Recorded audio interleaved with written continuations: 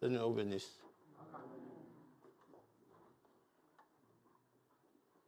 Nous sommes particulièrement heureux ce soir, le jour que Dieu nous donne, un jour comme les autres.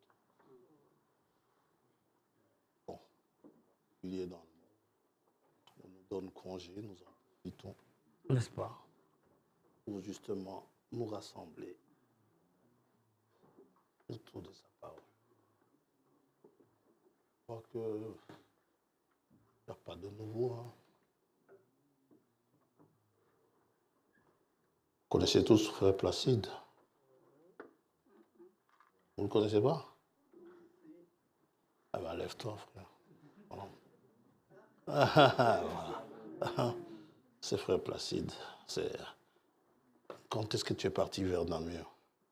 C'était en 2001, je crois. Ça date, hein? Oui, ça date. 24 ans. Oui. On s'assemblait ensemble ici. Et puis le frère est parti à Namur. Et puis il est parti au Congo. Et il est revenu. Il est à nouveau du côté de Namur. C'est un coin que tu aimes bien? Oui, c'est un coin que j'aime C'est bien. un coin que j'aime bien. Voilà. Et il est venu prendre le repas avec nous. Et veiller avec nous.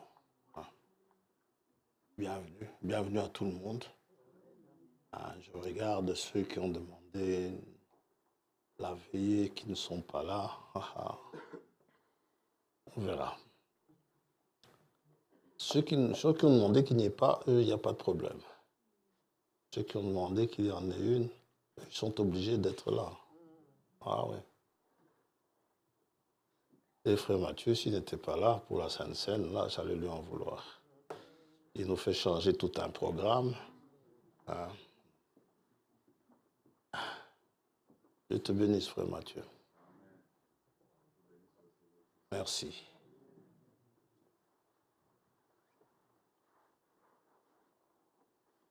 Myriam veut absolument que je lui dise bonjour. Voilà.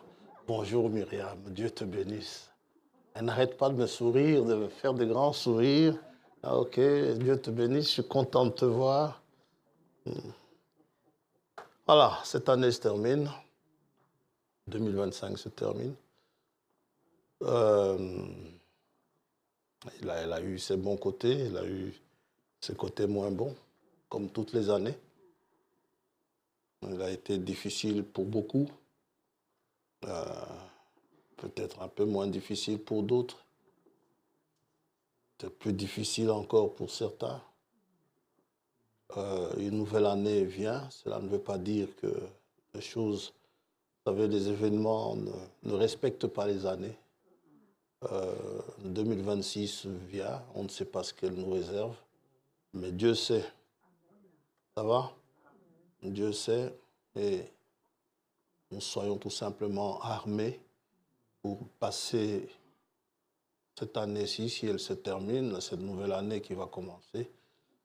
Passons là en vainqueur, dans les montagnes, sur les montagnes, dans les vallées, dans les plaines. Soyons toujours vainqueurs, que ce soit sombres vallées ou des vallées moins sombres, bien éclairées. Soyons toujours en chrétien, en vainqueur. Nous allons donc prendre la Sainte Seine. Et puis, nous allons procéder à la veillée par après. Ce n'est pas le programme de la veillée, je n'y suis pas, mais la Sainte Seine, on va la prendre et puis il y aura le lavage des pieds.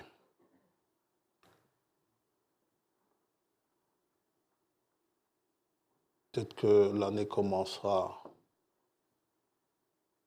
pendant la prédication ou pendant que nous sommes en train de prendre la Sainte Seine, mais je vous souhaite à tous une bonne année dans le Seigneur, une bonne santé pour tous. Que le Seigneur pose sa main bénissante sur vous. Et pour ceux qui attendent des événements exceptionnels, que leur attente puisse se rencontrer, n'est-ce pas, à leur leurs désirs. Ça va? Ça va? Ouais. Bien. Nous sommes reconnaissants à Dieu pour toutes les bénédictions que nous avons eues, pour toutes les bonnes choses que nous avons eues et les mauvaises. Nous sommes reconnaissants à Dieu de ce que nous soyons encore debout aujourd'hui. Nous allons prier. Père Céleste, nous nous approchons de ta table selon l'ordre que tu as donné. C'est une institution qui vient de toi et nous voulons le faire en enfants obéissants. Nous te sommes reconnaissants de ce que cette année s'achève, que nous soyons encore de ce côté-ci du temps. Si tu nous as donné ce temps, c'est pour que nous puissions mettre cela à profit pour encore plus nous rapprocher de toi. Te remercions de nous avoir permis de pouvoir, en pourvoyant en toutes choses en cette assemblée. Nous avons été dans le confort, nous sommes rassemblés, nous avons eu la liberté pour cela et nous te sommes reconnaissants. Il y a certains pays où ils doivent s'assembler en cachette. Nous le faisons la main levée avec un grand écriteau là, devant, au-dessus de la porte, disant que c'est une assemblée chrétienne. Merci pour cette liberté. Nous te demandons d'assister tous ceux qui vivent dans des endroits où cela est difficile. Mais ils tiennent bon. Nous savons que tu les as équipés, car tu équipes chacun selon le combat par lequel il doit passer. Parce que tu es celui qui nous aide. Lorsque nous portons tous, chacun sa croix, nous comptons sur toi pour arriver à bon port. Te remercions aussi pour les prières que nous t'avons adressées au sujet des nôtres, que tu as exaucées. Vraiment, c'est le cœur rempli de reconnaissance que nous te disons merci. Parce que parfois, nous pensions que cette année allait se terminer mal, mais tout se passe bien, tout est bien. Béni soit ton saint nom. Pour ceux qui ont le cœur meurtri, tu es aussi celui qui console, tu es celui qui redonne la force, qui nous encourage sur le chemin. Pour tous nos péchés, nous te demandons pardon. Aide-nous à vivre en meilleurs chrétiens pour donner un meilleur témoignage de toi partout où nous allons. Pas seulement de la bouche, mais dans nos vies. Que nos vies se rapprochent encore davantage de celles de notre Seigneur et Sauveur Jésus-Christ. Façonne-nous à ton image, que nous puissions tous manifester notre position de fils de Dieu. C'est ce que la création attend. Et elle soupire après cela. Pour tous les bien-aimés que nous n'avons pas vus depuis longtemps, qui sont là, te disons merci de les avoir gardés. Merci d'avoir été avec eux. Certainement, s'ils sont là ce soir, c'est pour te remercier. Ouvre la parole pour nous pendant le moment où nous prendrons le pain et le vin.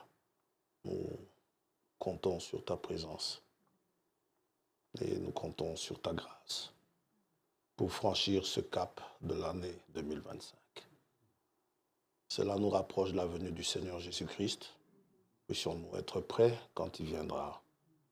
C'est cela notre prière. Pour ceux qui sont alités, nous pensons à eux. Ils auraient bien voulu être là.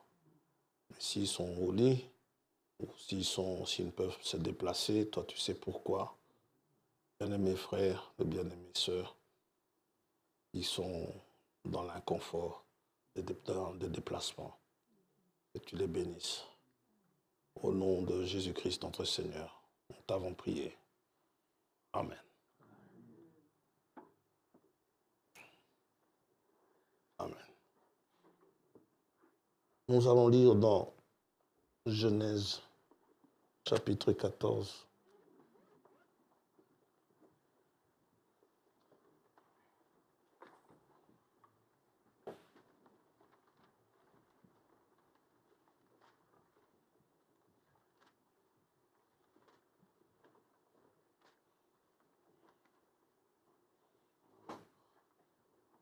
Verset 17.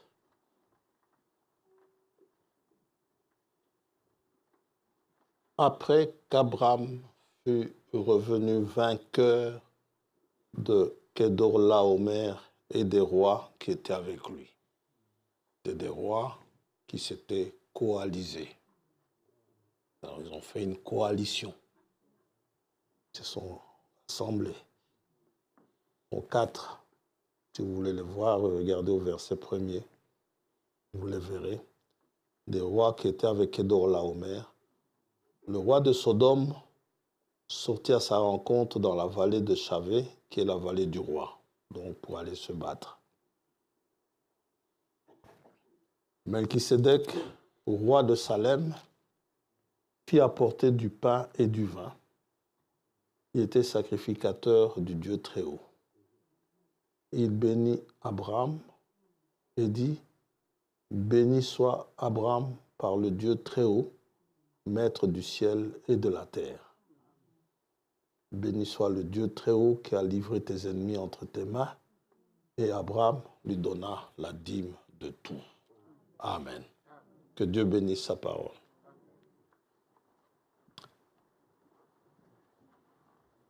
En fait, le roi de Sodome est venu à la rencontre d'Abraham. Il avait été battu par les rois et Abraham était parti rechercher son neveu Lot, n'est-ce pas, que ces rois avaient amené avec eux. Ce que nous venons de lire ici, nous voyons Melchisédek qui fait apporter du pain et du vin. C'est un peu une préfiguration de la Sainte Seine que nous allons prendre. Elle a été prise à un moment bien particulier. Elle a été prise après la victoire d'Abraham sur des rois de domination, des autorités. Ces gens qui vous commandent, qui ont le pouvoir. Parfois, ils se donnent le pouvoir sur votre vie. Ils décident votre exécution. Ils décident votre privation de liberté. Ils décident votre libération. Ils décident plein de choses sur vous. Et vous devez leur être assujettis. Pour ce qui est des dominations spirituelles, il y a des autorités spirituelles qui vous obligent à faire des choses qu'il ne faut pas. Il t'amène à ça. On a déjà entendu des assassins dire « Je ne sais pas ce qui m'est arrivé, c'était plus fort que moi ». Quand vous apprenez que quelqu'un a été assassiné à coup de couteau, vous apprenez que la victime a subi 17, 20, parfois même 30 coups de couteau, alors qu'un seul aurait pu suffire. Mais il y a comme une force, il y a comme une domination en eux qui le pousse à tuer de manière atroce. Ces rois, ces autorités nous font faire des choses qu'on ne veut pas. Un peu comme Israël en Égypte. Il y avait des maîtres de corvée sur eux. Et quand Israël a quitté l'Égypte, Dieu a ordonné la Pâque. La première Pâque a été prise lors de la sortie d'Israël, avant la sortie d'Israël Il devait prendre à la hâte, parce qu'il devait partir à la hâte. Lorsque les Égyptiens, sous la puissante main de Dieu, les ont chassés. Ils sont partis. Ensuite, les Égyptiens les ont poursuivis jusqu'à la mer Rouge. Dieu a ouvert la mer Rouge, Israël est passé. Et les Égyptiens ont été noyés. Ils les ont suivis, ils ont été noyés. Tous ces maîtres de corvée, tous ces gens qui faisaient faire aux Israélites n'importe quoi, ont été noyés dans la mer Rouge. La mer Rouge est une figure du sang de Jésus-Christ. C'est pour ça que c'est rouge. Cette mer rouge. Et le sang de Jésus-Christ, n'est-ce pas, a effacé tous les péchés. Tous ces maîtres de corvée. Celui qui me faisait boire plus qu'il n'en faut. Celui qui me faisait manger plus qu'il n'en faut. Les excès du manger et du boire. Celui qui me faisait mentir. Celui qui me faisait haïr certaines personnes. Celui qui me faisait médire. Ou je connais quelque chose, j'ai de la peine à garder cela en moi. Je dois absolument raconter, entre guillemets, pour la gloire de Dieu. Comme beaucoup le disent souvent. Les diffamateurs qui me poussent à diffamer. Ceux qui me poussent à me plaindre. Me poussent à blasphémer parfois. Eh bien, c'est là que, cependant, après avoir pris la Pâque, qu'ils ont traversé la mer Rouge en vainqueur. Ils ont chanté des cantiques de victoire de l'autre côté de la mer Rouge. Ici, Abraham venait d'une victoire. Une victoire sur des rois qui dominaient dans la région. Et sa victoire était un véritable triomphe. C'est-à-dire une victoire éclatante. Jésus-Christ a institué la Sainte Seine pendant la Pâque, avant un autre triomphe. Colossiens, chapitre 2. Abraham a pris le vin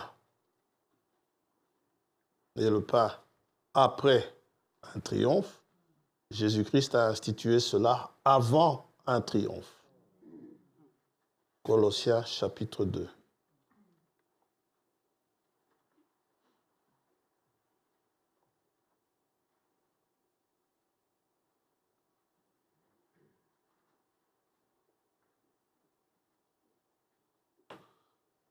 Verset 14. Ce qui est arrivé là, il dit, il a effacé l'acte dont les ordonnances nous condamnaient. Dites amen à ça. Et qui subsistait contre nous, cette ordonnance.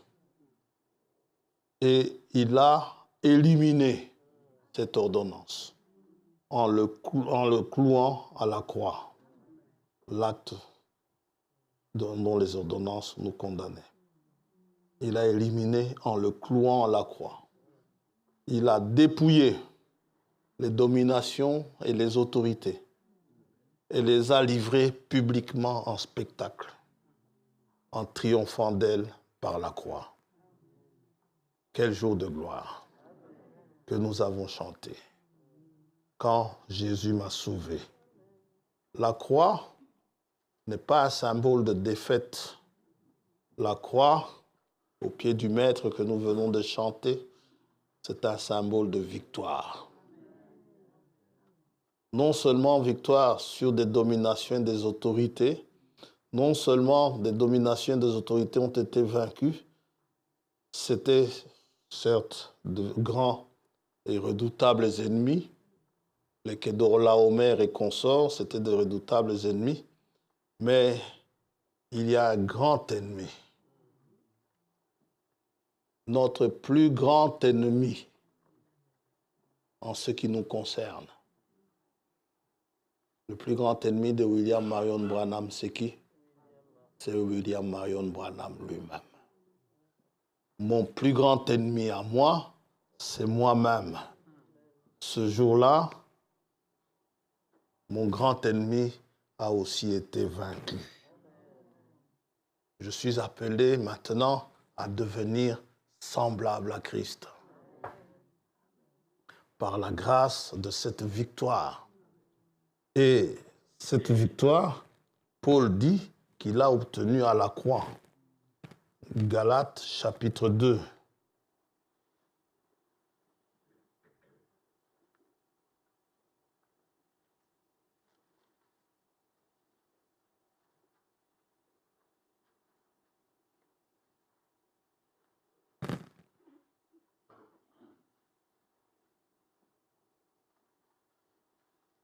Verset 20.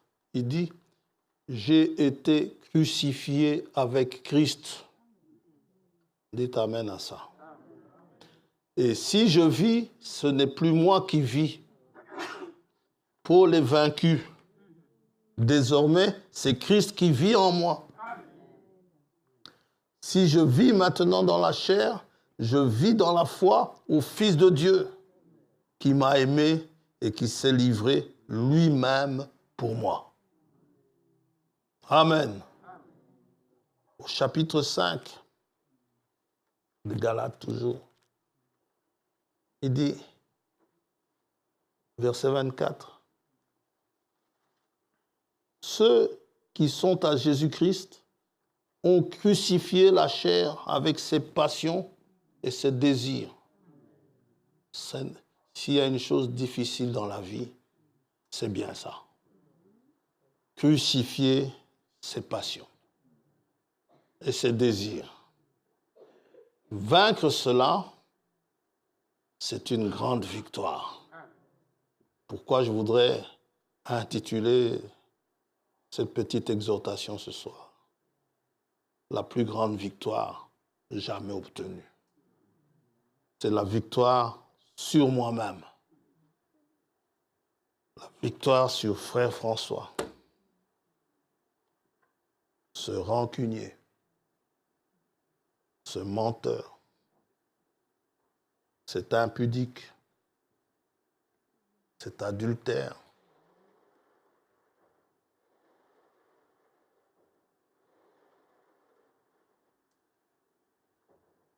Ce frère. Vous voyez, pouvoir vaincre celui-là avec ses passions, des choses qu'il n'arrive pas à vaincre, des choses qui le dominent, qui fait sa personnalité et qui justement a suscité le fait qu'il y ait un acte de condamnation écrit contre lui. Ça va? Et cet acte de condamnation vous prive de votre liberté. David, il avait cette passion-là, cette faiblesse qu'il avait,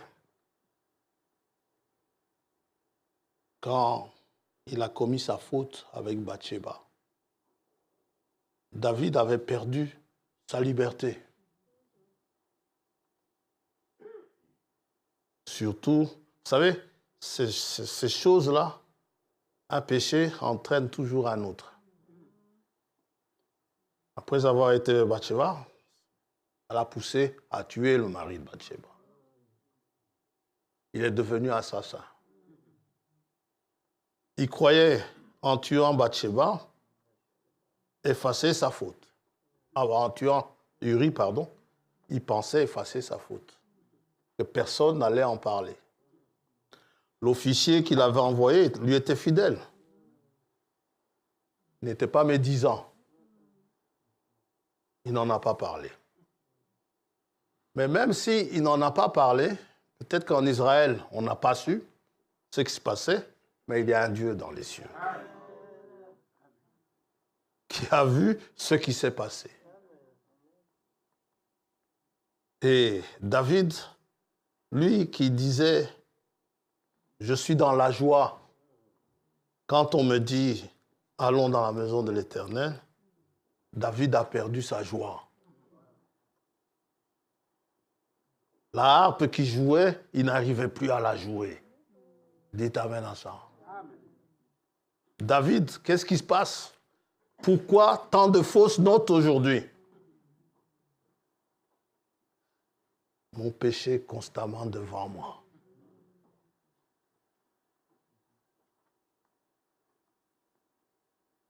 Psaume 51.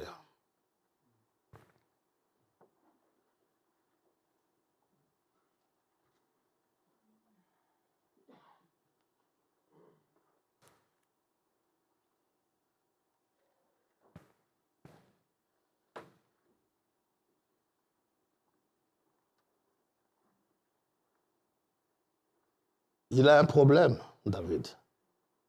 Verset 2. Lorsque Nathan, le prophète, vint à lui, après que David fut allé vers Bathsheba, « Ô Dieu, aie pitié de moi dans ta bonté.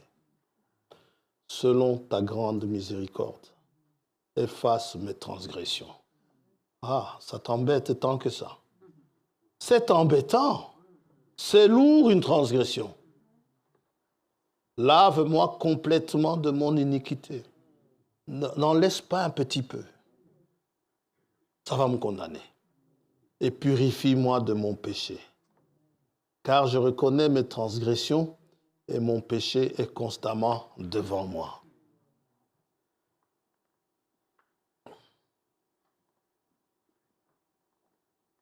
Eh bien, ce jour de gloire, que s'est-il passé? Dieu a effacé nos transgressions. Pour autant que nous reconnaissions la grâce qui nous est accordée. Pour autant que nous reconnaissions, comme David, nos transgressions. Au verset 5, il dit, « Je reconnais mes transgressions. » Ce qui fait prendre la Sainte Seine, c'est un signe de victoire dans votre marche. C'est un signe de triomphe. Vous qui voulez prendre la Sainte Seine aujourd'hui, vous la prenez pourquoi? Parce que vous ne sentez aucune condamnation en vous. Celui qui se sent condamné, il va fuir. Dites amen à ça.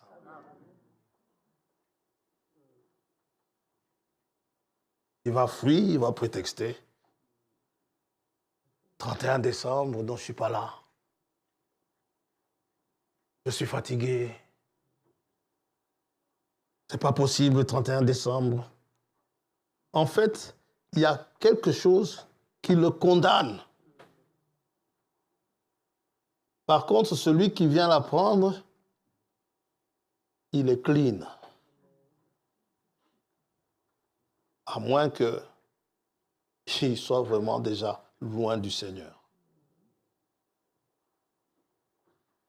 Un peu comme Judas, il était loin, il prenait la Pâque avec les autres.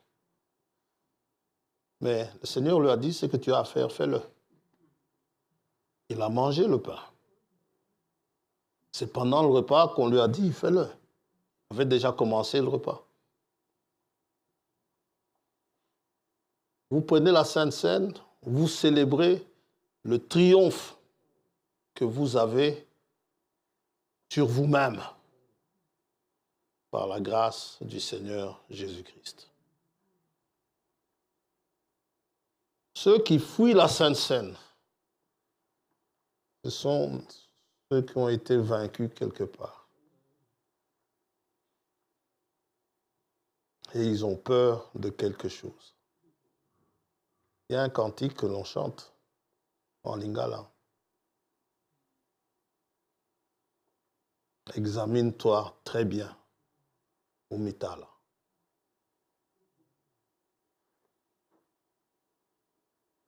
J'aurais bien voulu que la chorale chante ça, ou même Frère Tomou nous fasse chanter ça.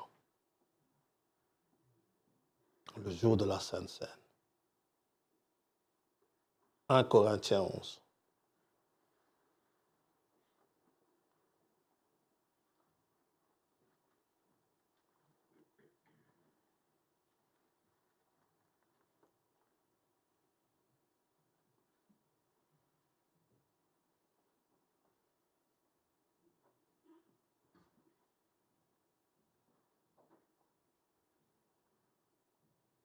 verset 27.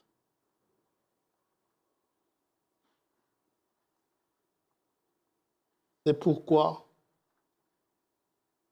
celui qui mangera le pain ou boira la coupe du Seigneur indignement sera coupable envers le corps et le sang du Seigneur. Quand un croyant lit ça, il a vite peur.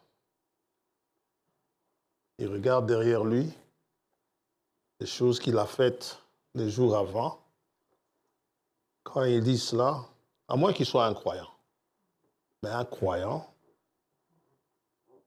il va lire, celui qui prendra le pain ou boira la coupe du Seigneur indignement sera coupable envers le corps et le sang du Seigneur.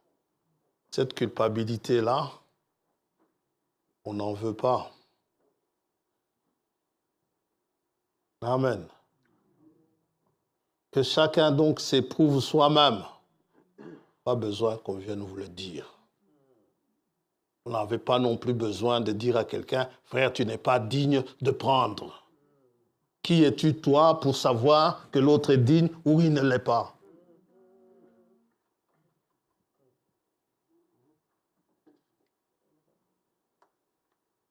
Chacun doit s'éprouver soi-même.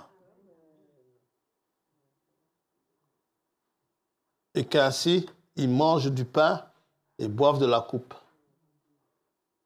Car celui qui mange et boit sans discerner le corps du Seigneur, mange et boit un jugement contre lui-même.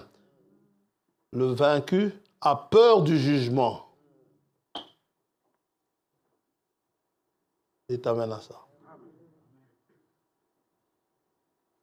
Comment un homme, c'est dans Job ça, pourrait-il paraître juste devant Dieu? Si nous passons par le jugement, mais nous sommes fichus.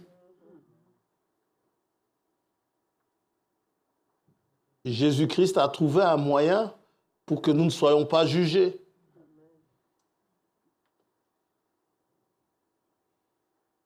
Vous ne passerez plus en jugement, mais vous êtes passé de la mort à la vie. À ce moment-là, vous pouvez vous asseoir comme Abraham s'est assis avec Melchisédek. Et il a pris le pain, tout à fait à l'aise.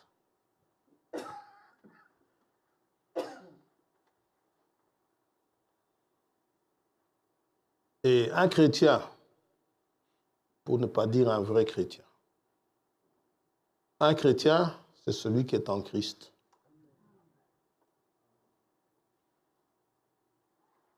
Celui qui est en Christ, il est toujours dans une position de triomphateur. Toujours.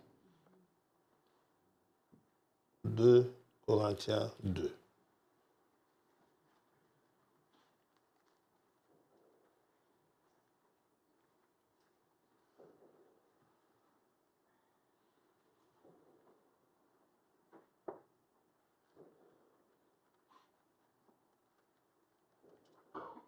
Grâce, verset 14, pardon.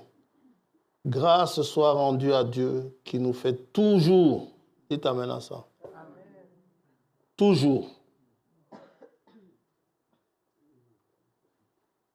Donc, à tout moment, lorsque quelqu'un est en Christ, vous le surprenez, il y a Sainte Seine, il va la prendre. Et pas dire, attends, je dois aller arranger. Je ne dis pas que quelqu'un qui est en Christ, ça ne trébuche pas. Ça lui arrive de trébucher. Mais quand il trébuche, il ne chicane pas pour arranger la chose. Il fait tout pour être en paix avec Dieu. Il fait tout pour que son cœur soit en paix. Pas besoin de se cacher. Toujours triomphateur. Il nous fait toujours triomphé en Christ et qui répand par nous en tout lieu l'odeur de sa connaissance. C'est Dieu qui nous fait toujours triompher. C'est Dieu qui vous donne la victoire sur la médisance, sur la calomnie. Vous connaissez quelque chose que le premier des journalistes voudra absolument mettre cela en titre, mais vous gardez ça pour vous. Vous priez pour la personne.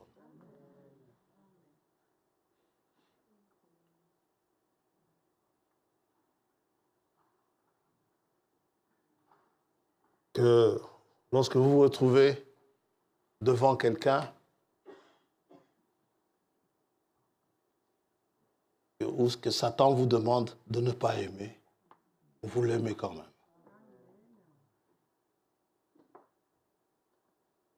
C'est plus fort que vous. Mais tu ne sais pas ce qu'il a dit sur toi. Hein? Tu ne sais pas ce qu'il t'a fait. Je ne le sais pas. Que Dieu le bénisse quand même.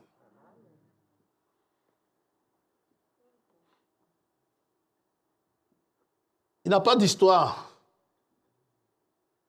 Pour lui, la Sainte Seine, c'est une célébration. Ce n'est plus lui qui vit.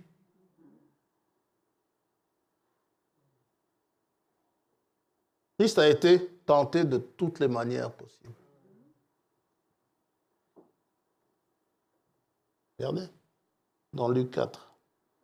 Nous sommes en effet pour Dieu le parfum de Christ parmi ceux qui sont sauvés, parmi ceux qui périssent. Dans Luc 4.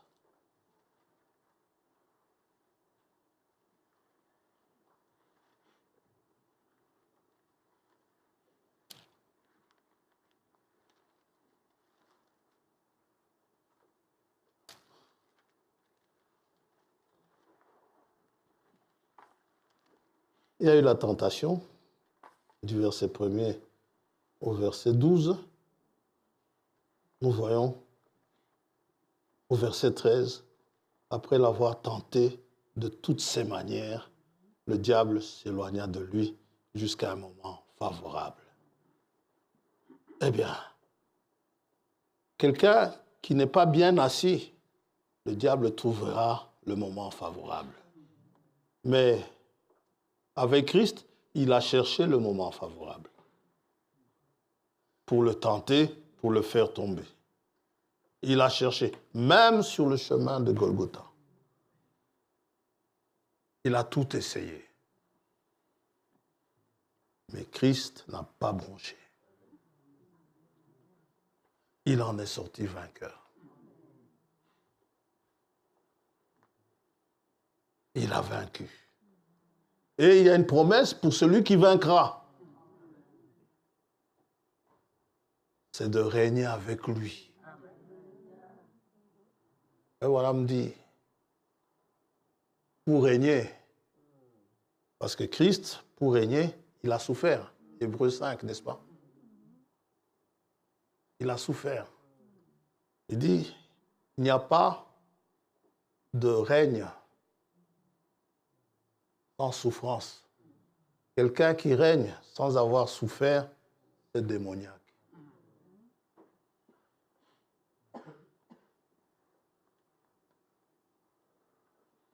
Qu'on ne vous donne pas un trône trop facilement. Vous ferez n'importe quoi. Souffrez pour l'avoir. Jésus n'aura pas de personne, celui qui vaincra, celui dont il sera assis avec moi sur le trône, ce n'est pas celui qu'on aura poussé dans un tuyau, n'est-ce pas? Et puis arrivé de l'autre côté, il dit j'ai vaincu. Non, il a combattu. Corps à corps avec les démons. Corps à corps avec l'adversité. David est passé par de sombres vallées, même la vallée de l'ombre de la mort.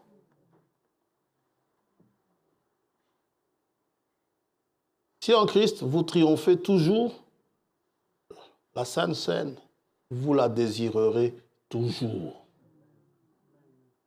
Parce que rien ne vous condamne. Ceux qui aiment retarder les dates, c'est parce qu'ils ont une condamnation. Alors ils veulent aller arranger le problème. Mais non. Arrange le problème. Parfois ça coûte d'arranger un problème. Mais justement, il ne faut pas que l'arrangement soit gratuit. Dites amen à ça. L'arrangement doit vous coûter. Si ça ne vous coûte pas, c'est que ce n'est pas un arrangement. Après avoir dit un mensonge, allez reconnaître, frère, c'était un mensonge. C'est difficile, hein? Mais justement, il faut vaincre ça. Amen. Après avoir arrangé cela, ok, vous venez, vous prenez la Sainte Seine en vainqueur. Sinon, au moment où vous allez prendre le pain ou la coupe, j'ai menti au frère Sébastien. Seigneur, pardonne-moi. Non, c'est pas. Vous n'avez pas menti à Dieu. Vous avez menti au frère Sébastien. C'est le frère Sébastien qui doit vous pardonner du mensonge que vous avez fait. Vous, avec Dieu, vous êtes en porte-à-faux. Pourquoi? Parce que Dieu vous a dit ne vous mentez pas les uns aux autres. Maintenant, le mensonge qu'il faut arranger, ce n'est pas avec Dieu. Seigneur, j'ai menti à frère Sébastien, je lui ai dit que c'était blanc alors que c'était noir. Non. Il faut aller trouver le Sébastien. Quand le frère, on lui téléphone pour l'histoire des impôts. Papa, c'est pour toi. Dis-lui que je ne suis pas là. Ok. Mon papa n'est pas là. Et puis, il avait un ministère à exercer. Hein? On lui téléphone. Il y a un malade ici, viens prier pour. Il est vite parti pour prier. Il arrive, il prend sa Bible. Il veut s'installer, il veut prier. Ça ne passe pas. Bien, mais excusez-moi, j'ai un problème à régler. Et puis je viendrai prier pour les malades. Ça, c'est mon péché constamment devant moi.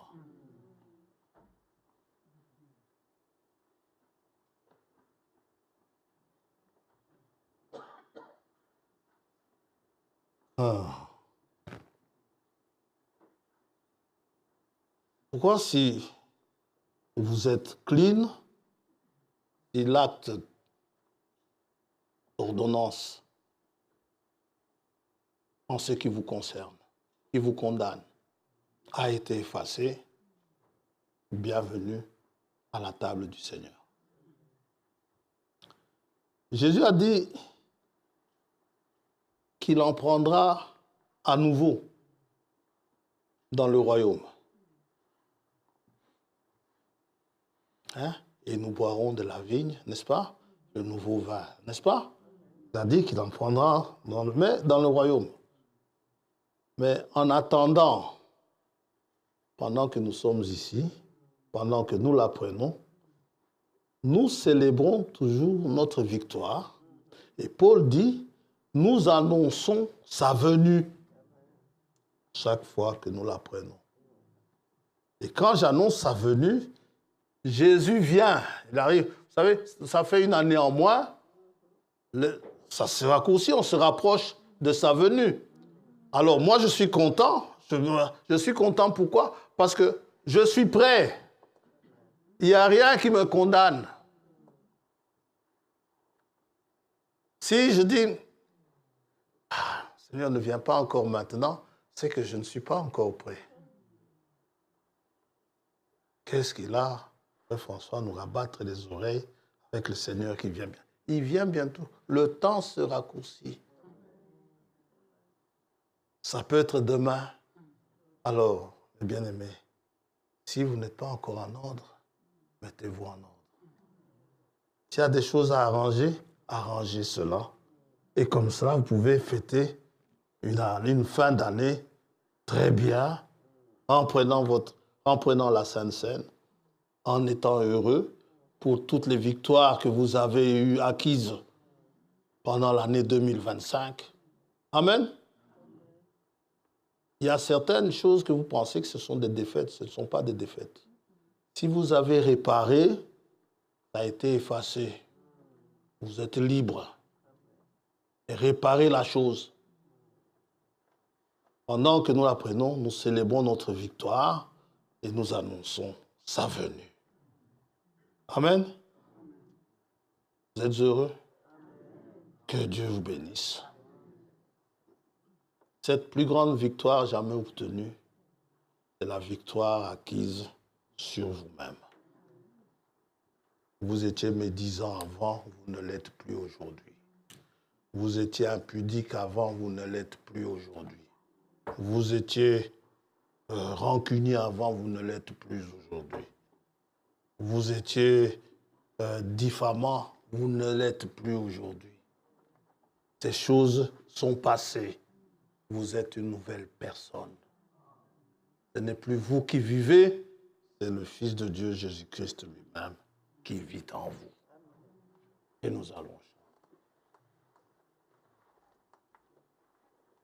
Père Tombeau. Tu connais ce cantique? Les Alaï Mukoloya.